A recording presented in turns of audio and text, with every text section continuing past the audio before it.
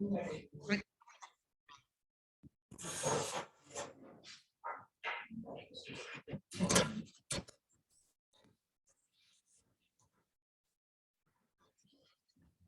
तो आपको नोट्स में है,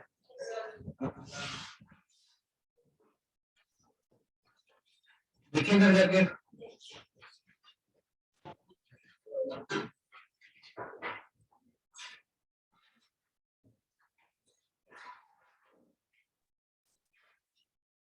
इन नोट्स में एक्स्ट्रा इंफॉर्मेशन दे रखी है मैंने, जो आपकी बुक में नहीं है।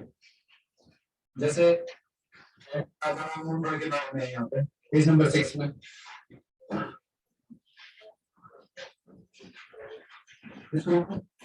आपको और बाकी सब तो मिल गया ना। और मैं टाइमिंग आप ऑनलाइन देख लो, मैं उसको डाले ग्रुप में ना, आपको मिल जाएगी उसकी हार्ड कॉपी।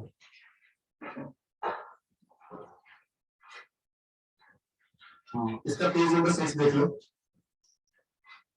इसमें टॉप पे राजा राम मोहन रॉय के बारे में है ना, information given at the top.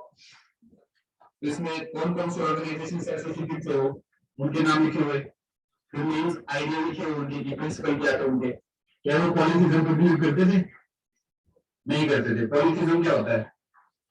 हाँ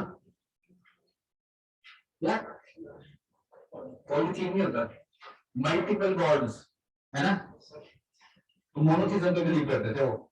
ये आएगी पेपर में टर्म इन केस, मोनोथिज्म ना कि पॉलिथिज्म। ठीक है, डिनाउंस पॉलिथिज्म। क्या क्या उन्होंने डिनाउंस की थी, कौन कौन सी चीजों को बिलीव नहीं करते थे? एक तो पॉलिथिज्म पे, एक आइडल वर्शिप पे नहीं करते थे, सती लाइक प्रैक्टिस पे बिलीव नहीं करते थे, इसलिए तो सती प्रथा के अगेंस्ट एक्ट आया था, है ना। उन्होंने इनकार्नेशन पे फेथ नहीं उनको। कौन से इनकार्नेशन क्या होता है? अवतार, जो रीबर्थ होता है ना, दैट इज इनकार्नेशन, एक तरह से अवतार। बाकी इसमें बहुत सारी चीजें लिखी हुई है, कास्ट सिस्टम को बिलीव नहीं करते थे वो।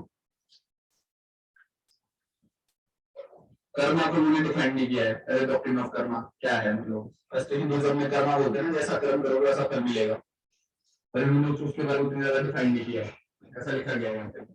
लेकिन पेपर में जो आपको जाएगा वो आपका सिलेबस बहुत छोटा है, एनडीए उतना बड़ा सिलेबस होता ही नहीं है, तो आपके लिए जो आएगी चीज पेपर में, आपको ऑर्गेनाइजेशन याद रखनी है। अगर टफेस्ट चीज आपको पेपर में आएगी दैट इज मोनोथिज्म का लिखी हुई है, ठीक है। और उसके बाद जो है बुक्स और जर्नल लिखे हुए यहाँ पे कुछ उनके, किसके? राजा राम मोहन रॉय के। क्या लिख रहे हो आप? हिस्ट्री में लिख रहे हो? पहले ये तो पढ़ लो,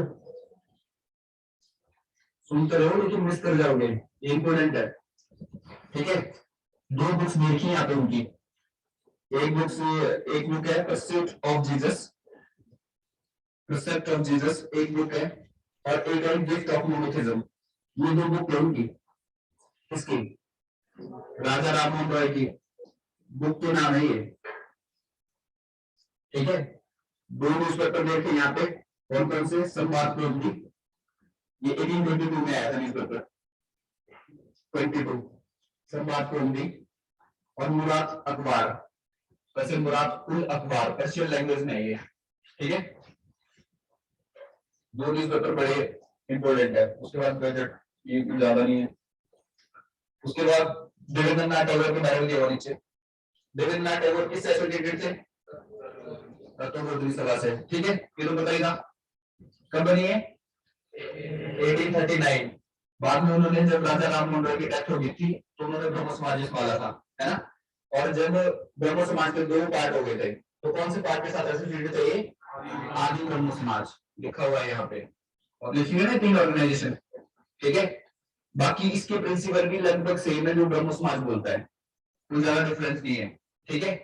इसमें इतना ही आपको पेपर में आएगा, इससे जो देवेंद्रनाथ टैगोर है इनसे इतना ही आना है पेपर में। इन केस पेपर में आता है कि मैगजीन किसने बनाई, तत्वबोधिनी सभा, तो थोड़ा आइडिया रहना चाहिए तत्वबोधिनी किससे एसोसिएटेड है ना, तो नाम पता होना चाहिए। केशव चंद्र सेन की बात करते हैं, केशव चंद्र सेन जो है ये भी ब्रह्म समाज से जुड़े हुए नाम है, तो उसमें है, नोट्स में है ना, नीचे 3rd नंबर पे, ये भी ब्रह्म समाज से जुड़े हुए पर्सन है। और इन्होंने क्या बनाया था? ब्रह्म समाज ऑफ इंडिया, लिखा हुआ यहाँ पे। हाँ, क्योंकि उन्होंने अपनी जो डॉटर है उसकी मैरिज कर दी थी, जो कि चाइल्ड मैरिज थी एक तरह से, ठीक है, तो उन्होंने एक ऑर्गेनाइजेशन बनाई थी जिसका नाम है ब्रह्म समाज ऑफ इंडिया। उसके बाद ईश्वर चंद्र विद्यासागर, पेज नंबर 7 पे देखो, ईश्वर चंद्र विद्यासागर। जो बात बता रहा हूँ ना मैं वो समझ लो कि टेस्ट में मारेगा, मैं टेस्ट लूंगा, ठीक है, और पेपर में मैक्सिमम पॉसिबिलिटी है। ईश्वर चंद्र विद्यासागर, ईश्वर चंद्र विद्यासागर जो है एक प्रिंसिपल है संस्कृत कॉलेज में। संस्कृत कॉलेज कहाँ है? बंगाल में। बंगाल की बात हो रही है।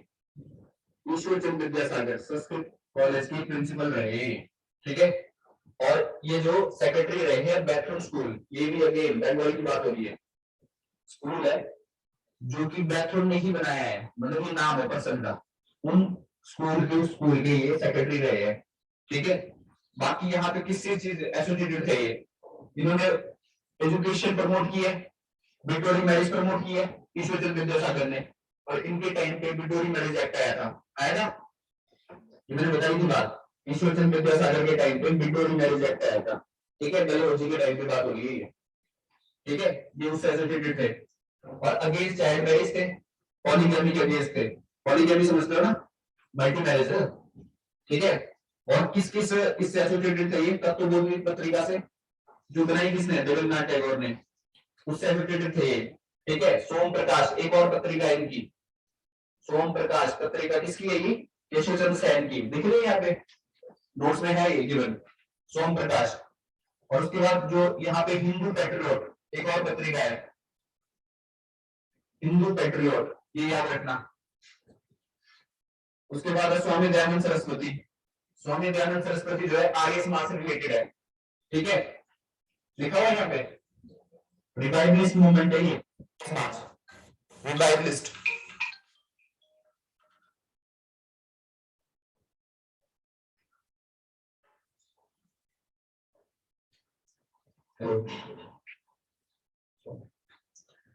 भाई अभी कौन करते हैं आपको जस्ट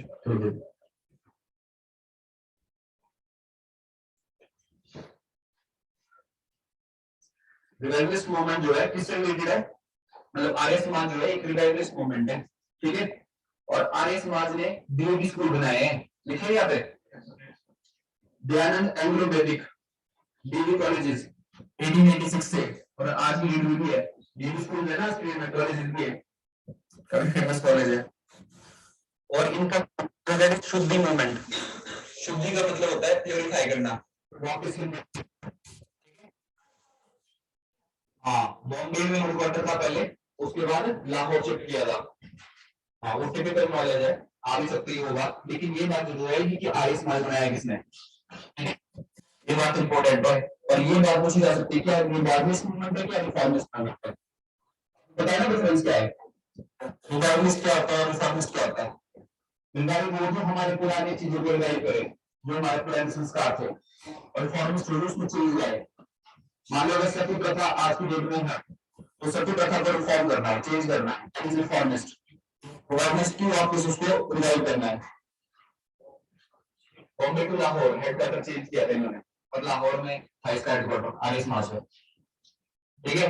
इनके कुछ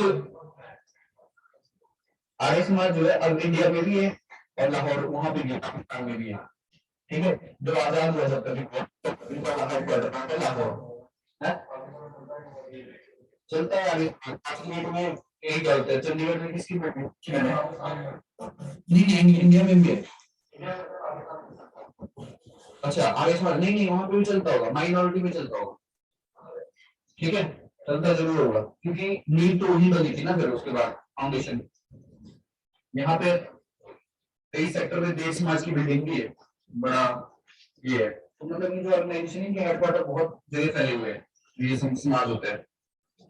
यहाँ पे देखो दयानंद सरस्वती से क्या पूछा जा सकता है, आपके पास नोट्स है मेरे पास लास्ट बेंच, ये पूछा जा सकता है, पेज नंबर 7 की बात कर रहे हैं हम यहाँ पे, पेज नंबर 7 7 ही है। उन्होंने बोला वेदों की ओर लौटो, ये मंत्र है, वेदों की ओर लौटो, ठीक है, याद रखना ये किसने बोली थी बात, Dayanand Saraswati. Go back to Vedas, क्या लिखा हुआ है, नंबर 3 का पॉइंट है ये, बैक टू वेदास, ठीक है। और इतनी बात ये याद रखनी है, दूसरी बात ये याद रखनी है कि उन्होंने मैगजीन कौन सी लाई थी, मैगजीन का नाम क्या है, सत्यार्थ प्रकाश, ट्रुथ एक्सपोजिशन, सत्यार्थ प्रकाश, ये 2 लाइनें याद रखनी इसकी, ठीक है। मैगजीन आ सकती है पेपर में। स्वामी विवेकानंद की बात करते हैं। स्वामी विवेकानंद ने क्या बनाया था? रामकृष्ण मठ कहाँ है? बेलूर में, बंगाल की बात है ये, वेस्ट बंगाल, बेलूर, ठीक है, रामकृष्ण मठ। उसके बाद आओ महादेव गोविंद रनाडे,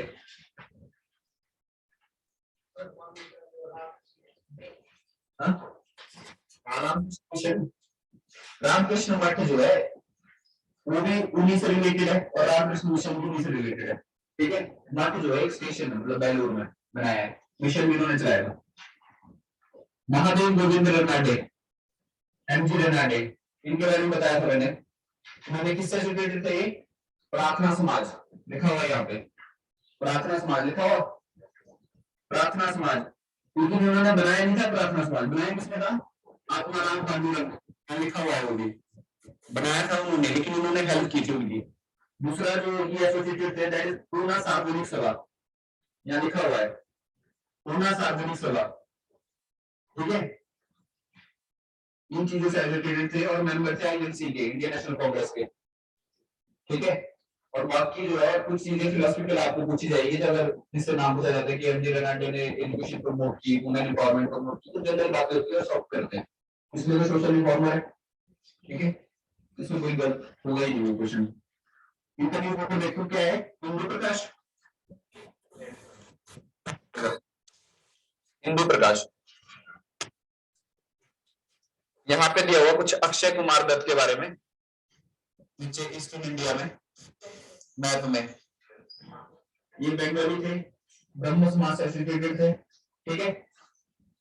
धर्मनीति, इनका एक धर्मनीति ट्रीटीज है इनकी, धर्मनीति बहु वस्तुर, क्या लिखा हुआ है? वस्तुर सहित, इतना ये नहीं आएगा, लेकिन आपने याद रखना है धर्म नीति इनकी है, किसकी है? अक्षय कुमार दत्त से रिलेटेड है। बाकी मैंने आपको हेनरी विवियन डेरोजियो को बताया था, इससे रिलेटेड है यंग बंगाल मूवमेंट, ठीक है, यंग बंगाल मूवमेंट से रिलेटेड है हेनरी विवियन डेरोजियो, लिखी थी ऑर्गेनाइजेशन हमने, ये आपके बुक में भी है ऑर्गेनाइजेशन।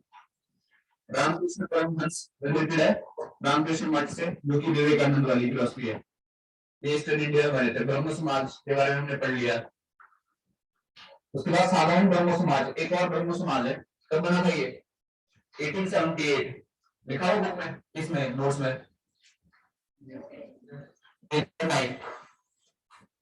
पेज नंबर 9, साधारण ब्रह्म समाज, थर्ड ये जो है ना दिस वन बॉक्स, यहाँ दिख रहा साधारण ब्रह्म समाज, ये जो किसने बनाया है? ये आनंद बोस मोहन इससे एसोसिएटेड है, शिव चंद्र देव इससे एसोसिएटेड है, उमेश चंद्र दत्त, ठीक है। इन केस एग्जाम में थोड़ा डिफिकल्ट पूछा जाए तो इनके नाम भी आपको मिल सकते हैं पेपर में। वेस्टर्न इंडिया में हमने बोला था बाल शास्त्री जावड़ेकर, ये मराठी में, इन्होंने न्यूज़पेपर स्टार्ट किया था एक, ये आपकी बुक में भी है न्यूज़पेपर, क्या नाम है इसका?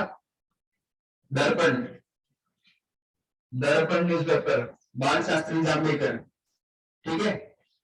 इतना याद रखना। ज्योतिबा फुले, कल हमने बात की थी इनके बारे में, ठीक है। ज्योतिबा फुले ने क्या बनाया था? Satyashodhak Samaj, truth Sikar society, upliftment of weaker class के लिए वर्क किया था इन्होंने, ठीक है, लिखा हुआ यहाँ पे। और इनका वर्क जो है गुलामगिरी बहुत फेमस है, इनके वर्क देखो नीचे, सार्वजनिक सत्य धर्म और गुलामगिरी, दो इनकी बहुत फेमस वर्क है। गुलामगिरी तो बहुत बार एग्जाम में पूछा गया है, गुलामगिरी जिनका वर्क है ना, क्योंकि उन्होंने बताया कि किस तरीके से ये गुलामों की तरह एक्ट कराते हैं इनसे, लोअर क्लास के लोगों से, ठीक है, दैट इज गुलामगिरी बनी है उस पे। उसके बाद है पंडिता रमाबाई, शारदा सदन से एसोसिएटेड है, आर्य महिला समाज से एसोसिएटेड है, मुक्ति मिशन से एसोसिएटेड है। ज्यादातर जो मैंने एग्जाम में देखा दैट इज शारदा सदन, इनका पूछा जाता है इनसे रिलेशन। शारदा सदन से कौन एसोसिएटेड है? पंडिता रमाबाई, ठीक है। वैसे आर्य महिला समाज जो है उनसे भी एसोसिएटेड है। उसके बाद ये पूछा जाता है एग्जाम में कि लोक हितवादी किसको बोलते हैं? यहाँ नीचे है, किसको बोलते हैं? गोपाल हरि देशमुख को लोकहितवादी, याद रखना, ठीक है। उसके बाद जो है इंपोर्टेंट है दैट इज गोपाल कृष्ण गोखले। गोपाल कृष्ण गोखले ने एक सोसाइटी बनाई थी जिसका नाम है सर्वेंट ऑफ इंडिया सोसाइटी, 1905। दिखा है इसमें servant of Indian society, Gopal Krishna Gokhale, Hitavada, इनका ये रहा है वर्क। लेकिन हितवाद का आना बहुत मुश्किल है आपके लिए, आएगा तो यही आएगा, सर्वेंट ऑफ इंडिया सोसाइटी, ठीक है, 1905।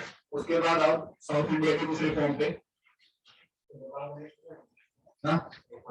गोपाल कृष्ण एक रिफॉर्मर थे, लेकिन उनकी इतनी पॉपुलर कोई ऑर्गेनाइजेशन नहीं लगी कि आपसे कुछ रहेगी, इसलिए नहीं बताया, बाकी देख लेना। तीसरी पॉपुलर है लेकिन इनसे एसोसिएटेड नहीं हो, इसलिए नहीं बताया, ठीक है। श्री नारायण गुरु की बात करते हैं। श्री नारायण गुरु धर्म परिपालना मूवमेंट, SNDP, ये बुक मेरी है ना, ये इनसे एसोसिएटेड है, श्री नारायण गुरु, याद रखना, ठीक है। इनका मंत्र है एक गॉड है, वन गॉड, ये मंत्र है इनका, श्री नारायण गुरु का, यहाँ लिखा नहीं है पर वो देख सकते हो आप, वन गॉड, श्री नारायण गुरु धर्म परिपालन सभा, साउथ इंडिया की बात हो रही है। उसके बाद जो है सेल्फ रिस्पेक्ट मूवमेंट है। सेल्फ रिस्पेक्ट मूवमेंट किसने चलाया था? ईवी रामास्वामी नायकर, ये भी बुक में है, ठीक है, यहाँ पे भी लिखा हुआ है। उसके बाद थियोसॉफिकल सोसाइटी पे आओ, पेज नंबर लाओ, जिनके नाम आपको पता होने चाहिए। थियोसॉफिकल सोसाइटी जो है, इसका हेडक्वार्टर पहले न्यूयॉर्क में था, उसके बाद हेडक्वार्टर अडयार, यहाँ चेन्नई के पास मद्रास में आया, लिखा है यहाँ पे अडयार, ये मद्रास में जगह, मद्रास में हेडक्वार्टर आया इसका। बनाई किसने? और कब बनी, ये पेपर में आएगा। बनाई किसने? एथली ब्लॉकॉस्की, कर्नल HS ओलकॉट। बनाई किसने?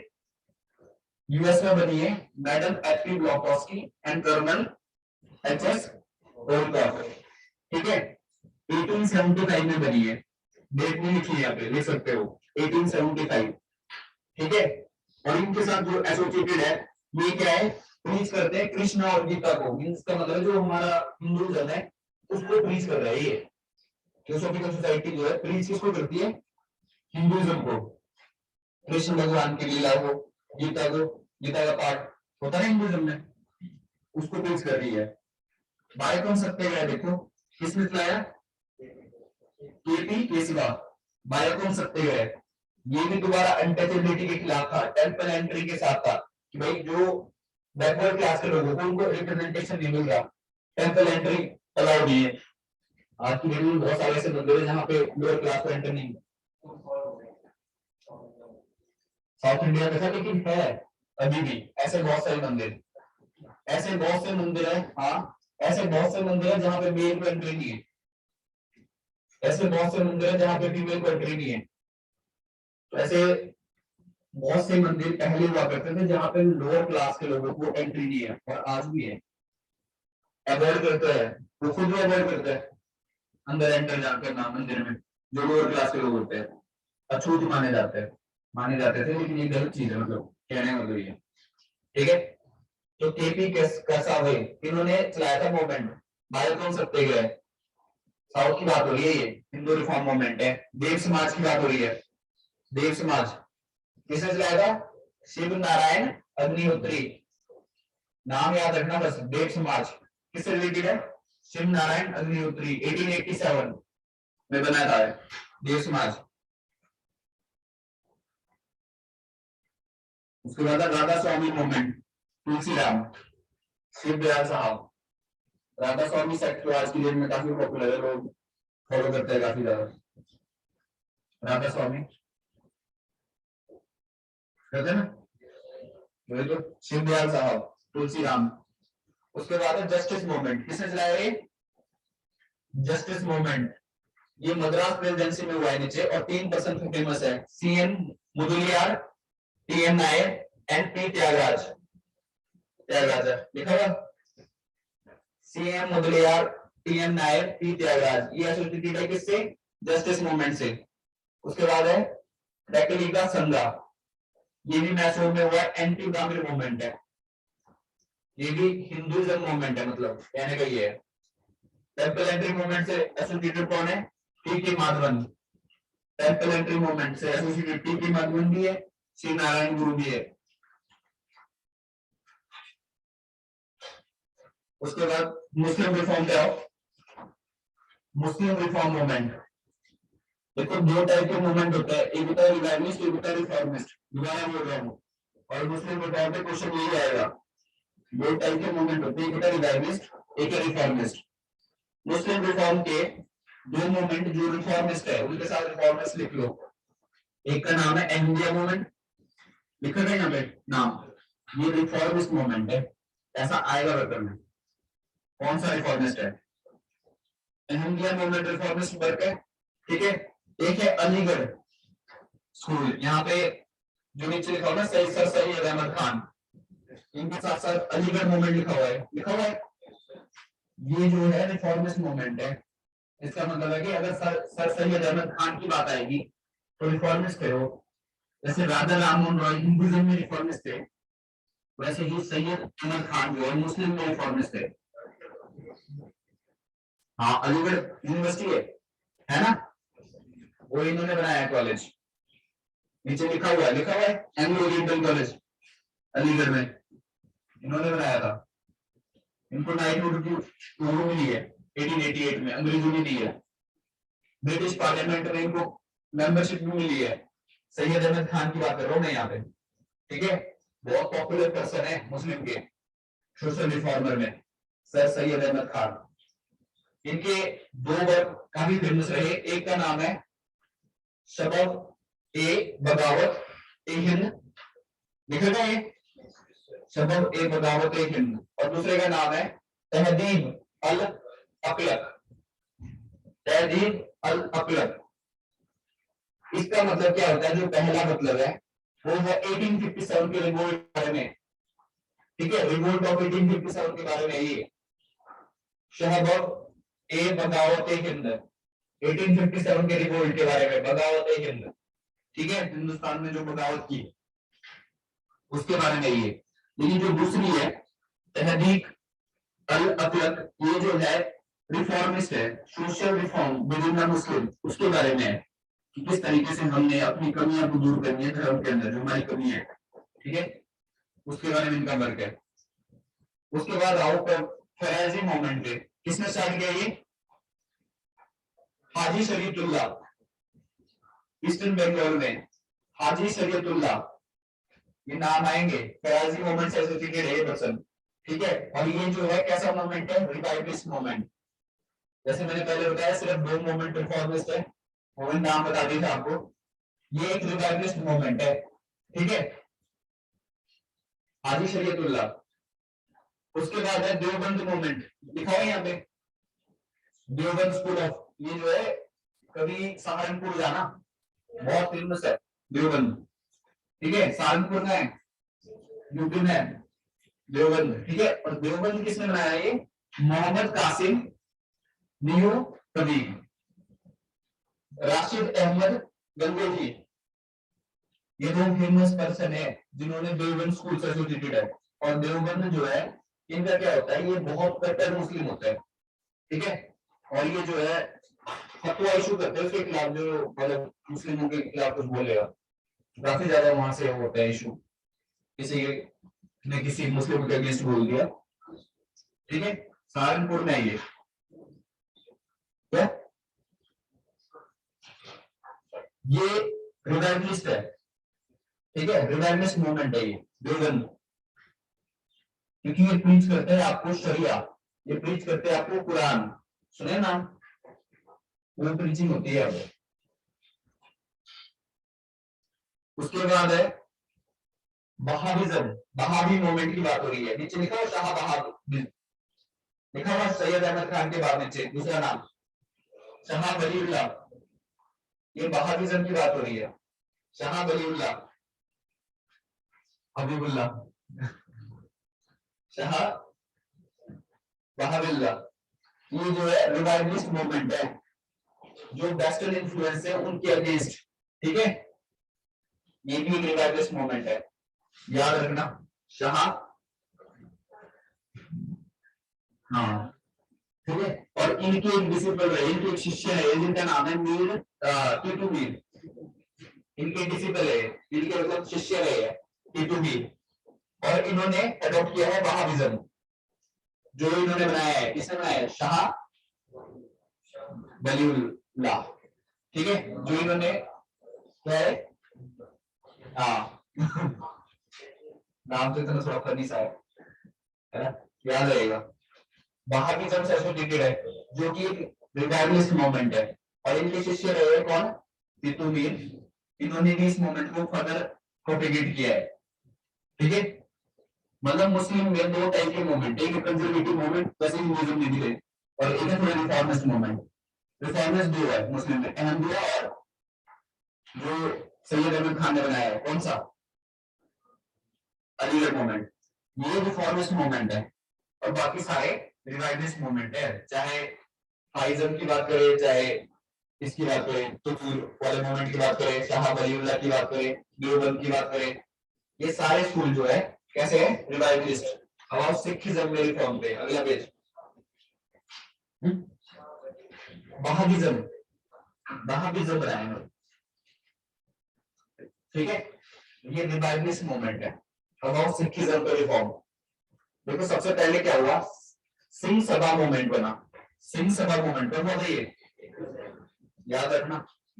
सिंह सभा मूवमेंट जो है मॉडर्नाइजेशन ऑफ एजुकेशन की बात करता है, सिखिज्म में थोड़ा सा मॉडर्नाइजेशन लाने की बात करती है, ठीक है, वेस्टर्न एजुकेशन प्रोपेगेट करने की बात करती है कि वेस्टर्न एजुकेशन दो, इंग्लिश सिखाओ।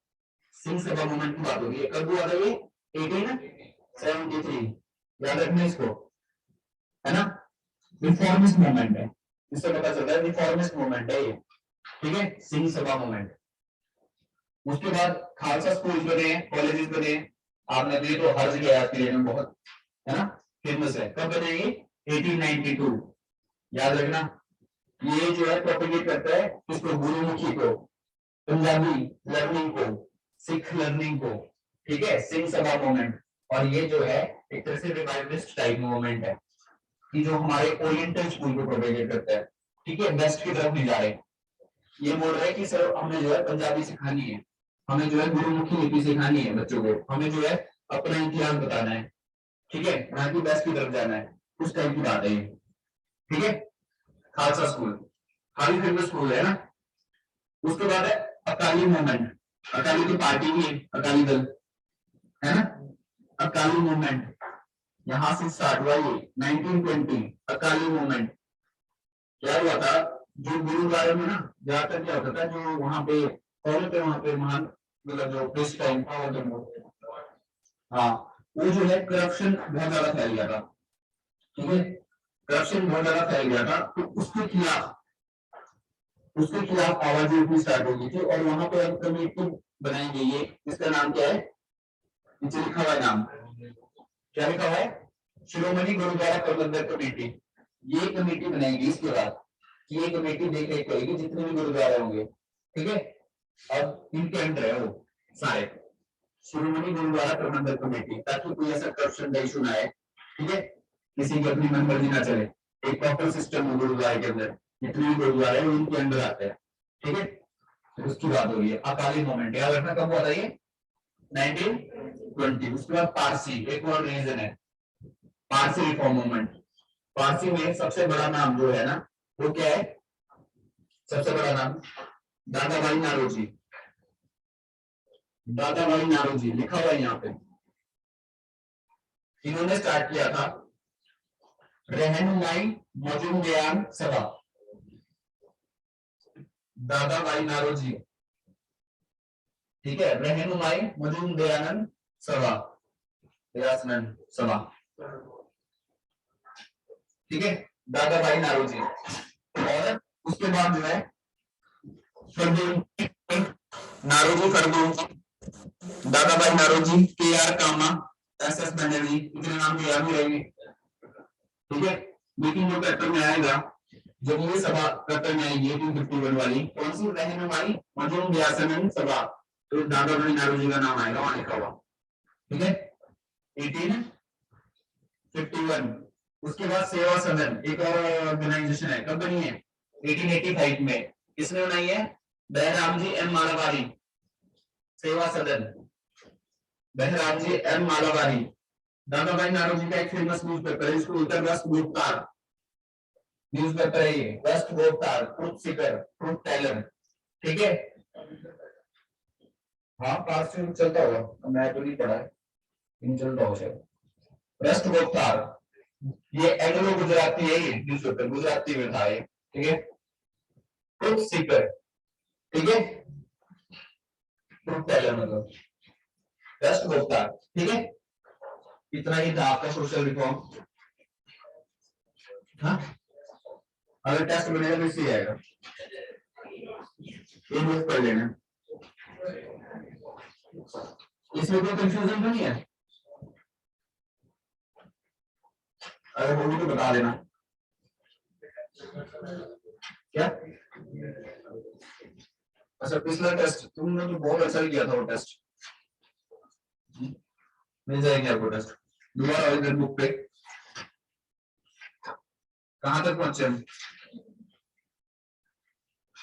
ग्रोथ ऑफ नेशनलिज्म, अभी है ना टाइम?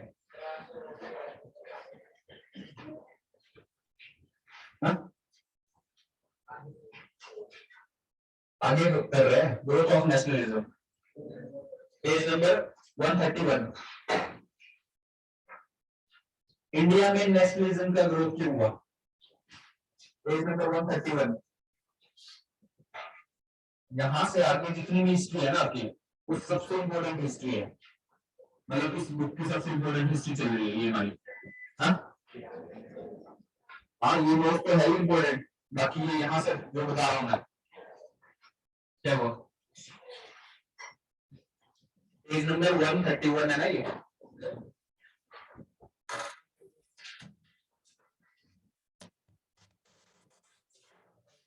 निकाल दिया page number 131। Causes of the rise of national movement in India. National movement India में राइज हुआ, इसके कॉजेस क्या क्या है?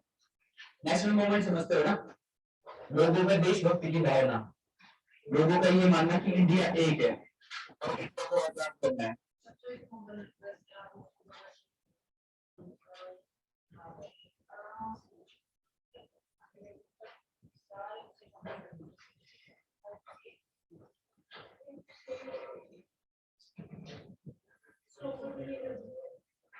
स्टॉप करके ये ज्यादा अच्छा है।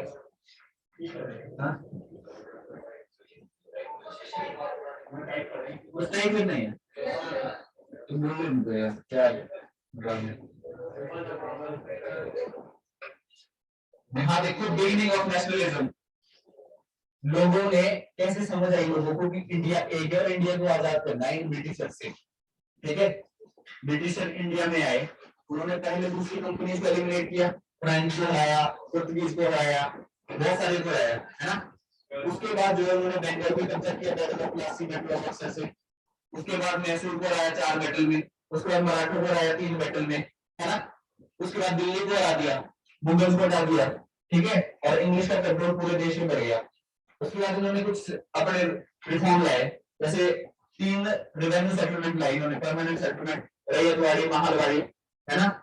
और वैसे ही इन्होंने जो है रेलवे इंट्रोड्यूस किया, नई मैगजीन्स लाई, नई न्यूज़पेपर लाए, इंग्लिश न्यूज़पेपर, लोगों को इंग्लिश एजुकेशन दी, साथ साथ उन्होंने भर्ती किए लोगों को अपने आर्मी में, ठीक है। और उनके लिए कुछ ना कुछ उन्होंने रिफॉर्म लाते गए कि आपने ऐसी ड्रेस पहननी है, ये आपका कोड होगा, ये आपका सिस्टम होगा, ठीक है।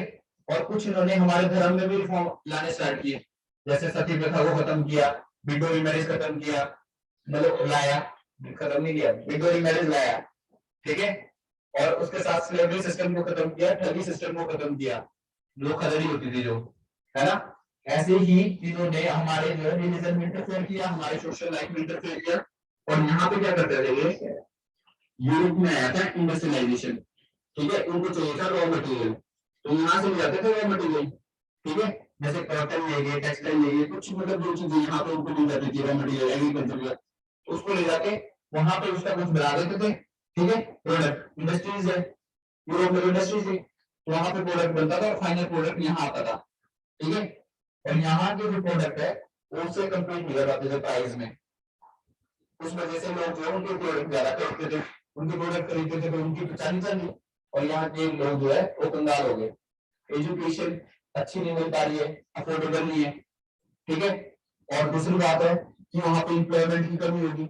अब लोग जो शहरों में पहले छोटा मोटा काम कर लेते थे, बुनकर थे, हैंडीक्राफ्ट का काम करते थे, वो बेरोजगार हो गए। अब लोग वापस आने लगे अपने गांव, जो लोग शहरों में रहते थे वो वापस विलेजेस की तरफ मूव कर गए, विलेजेस की तरफ मूव कर गए। पहले जो है जैसे मान लो एक छोटा सा घर है, उसके पास मतलब मान लो एक खेत है, उस खेत में एक आदमी काम कर रहा है, और उसके सारे परिवार वाले सारे वापस आ गए जो शहर में थे। अब वो कितने आदमी काम करने लगे, उससे क्या होगा, डिस्प्लेस्ड अनएम्प्लॉयमेंट पैदा होगी, कि वो जो खेत जो है उसका गुजारा नहीं हो पा रहा था एक का, अब वहां पे 5 बंदे आ गए, उनका गुजारा कहां से होगा। तो कहने का मतलब है कि गरीबी छा गई, है ना। और जो खेती में पैदावार होती थी वो अंग्रेजों को देनी पड़ती थी, तो रिवेन्यू सिस्टम था उनका, उस वजह से फैमिली आने स्टार्ट हुए, लोग जो परेशान हो गए ना। और ये तस्वीर देख के लोगों में नेशनलिज्म की भावना आई धीरे धीरे, कि हो क्या रहा है हमारे देश में, इस बात कर रहा हूँ मैं। और 1850 से हमने रिवोल्ट हमने डिस्कस किया है ना, उसके कॉजेज भी लगभग यही थे। अब देखो कॉजेज नेशनलिज्म के क्यों आए। देखो ब्रिटिशर्स का फायदा था हमारे को एजुकेशन देना इंग्लिश में, ताकि हम उनके काम आ सके, लेकिन ये फायदा हमें भी हुआ, जब हमें इंग्लिश एजुकेशन पढ़ी हमने, तो हम इंटरेक्ट कर पाए वर्ल्ड के दूसरे अफेयर के साथ, कि क्या हो रहा है दुनिया में। अगर अमेरिका आजादी की डिमांड कर रहा है, अगर फ्रेंच आजादी चाह रहा है, अगर ऐसी कंट्रीज जो आजाद हो रही है वो अच्छा फल फूल रही है, वहां की जनता खुश है आजादी के बाद, तो क्यों ना हम भी आजादी की डिमांड करें। तो वेस्टर्न एजुकेशन से हमें फायदा हुआ। तो पहला पॉइंट जो है राइज ऑफ नेशनलिज्म का, क्या लिखा हुआ है, वेस्टर्न एजुकेशन। जब हम वेस्टर्न एजुकेशन सीखे तो हमें फायदा हुआ। आप देखो आज की डेट में, आप अगर जब किसी को अंग्रेजी आती है तो कितनी भाषा, मतलब कितनी बुक्स वो पढ़ सकता है, कितनी लोगों से इंटरेक्ट कर सकता है, जिसको नहीं आती उसको कितना अनजान है वो। कहने का मतलब है कि इंग्लिश जो है that is very accessible language, की आप जो है बहुत चीजों को बारे में जान सकते हो, मतलब बहुत चीजों के बारे में, if you know the language. अगर आप नहीं जानते उस लैंग्वेज को, देन कहीं ना कहीं आप मिस कर रहे हो बहुत सारी चीजें, क्या चल रहा है ना।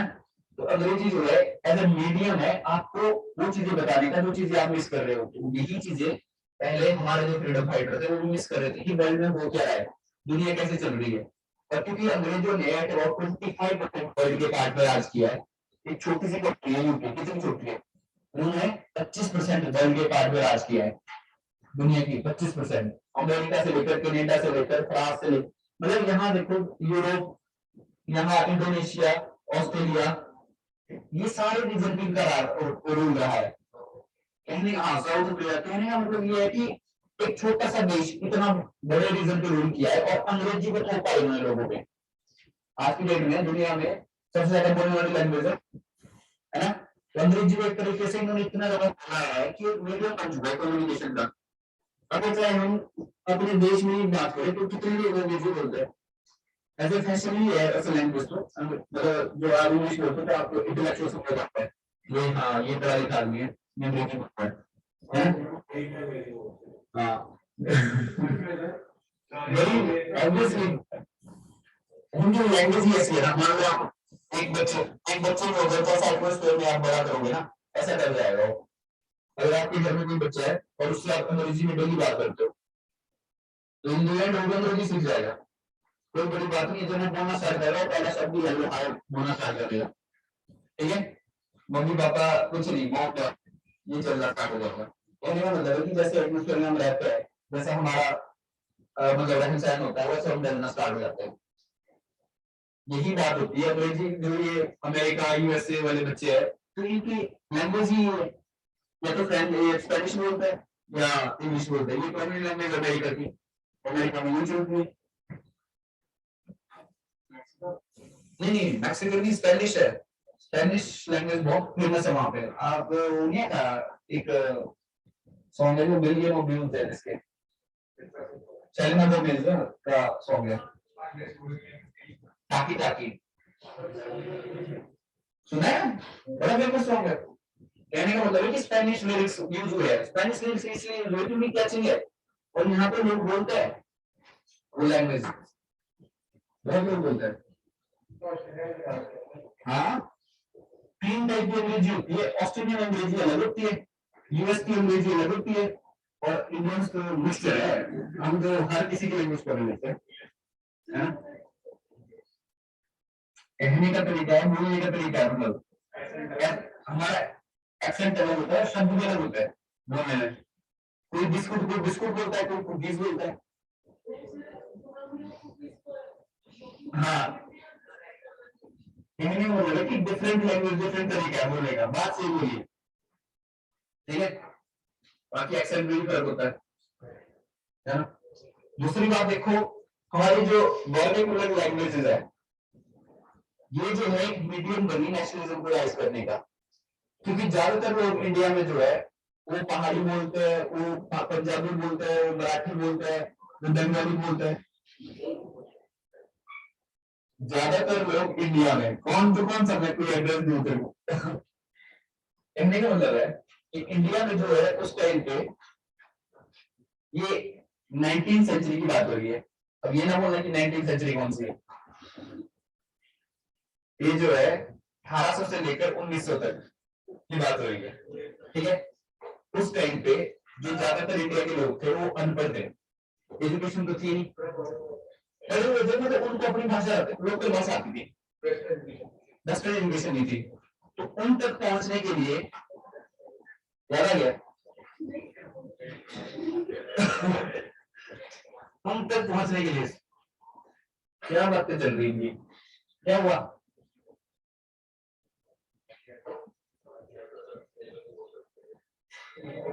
तेलुगु बोल सकता है,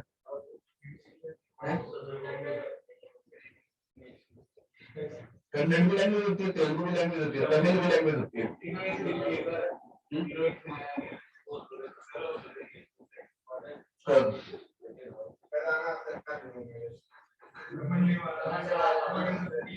थैंक यू सर।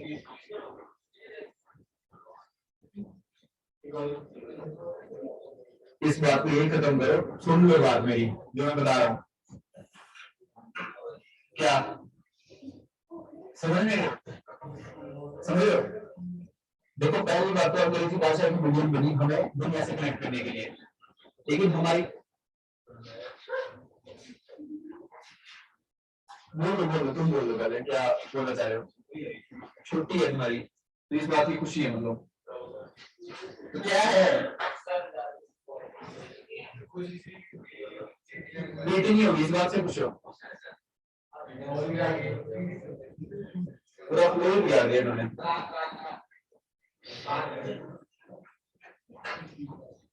पढ़ना है, पढ़ना है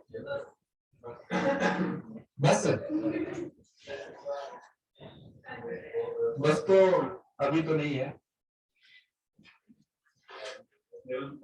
सिलेबस जो है आपका ना,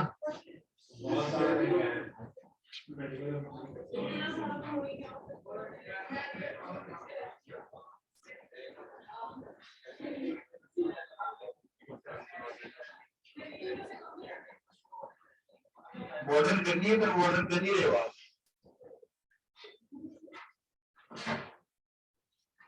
सुन लो फिर, है कितना टाइम रह रहा है, 5 मिनट है, फिर तो कल ही स्टार्ट करेंगे।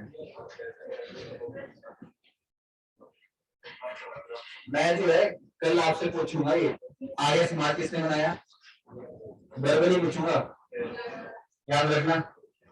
आर्य समाज, रामकृष्ण मिशन, देव समाज और ब्रह्मो समाज, ऐसे शब्द आपको पता होने चाहिए तीनों, ठीक है। बाकी आपकी बुक में है सब कुछ, मैक्सिमम बुक रीड करनी है, ठीक है।